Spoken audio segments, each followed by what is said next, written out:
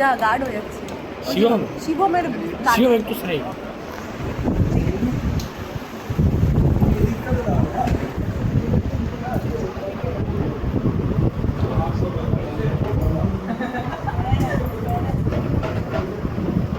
এটা বোঝা জরুরি, মানে ফান্ডিং কিভাবে লিখবো এটা বোঝার আগে জরুরি এটা বোঝা যে আমরা কোথায় দাঁড়িয়ে আছি এবং আমাদের ভাবনা চিন্তার কোন জায়গাটাতে উইকনেস আছে বা কোথায় স্ট্রং আমরা ভাবছি, আমি কি ভাবছি এটা আগে বোঝা জরুরি।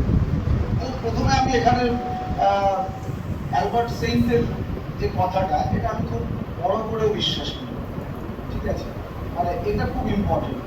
মানে ধরুন আমি দাঁড়িয়ে আছি, আমার অবজেক্টটা এই যে আমার অপটোমেট্রির লোক আছে বলবে ভুল ধরবে, তো আমার অবজেক্ট আমাকে কীভাবে দেখছে এটা ডিপেন্ড করছে আপনি কোথায় বসে আছেন, লাইটটা কীভাবে আমার গায়ে পড়ছে, রিফ্লেকশন কীভাবে হচ্ছে এর উপর, তাই তো?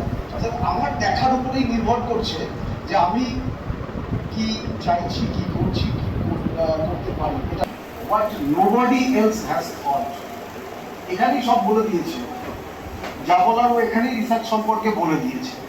কারণ আমি যদি হোয়াট ইজ রিসার্চ এটা না বুঝতে পারি তাহলে আমি কোনোদিন প্রপোজাল লিখতেই পারবো না।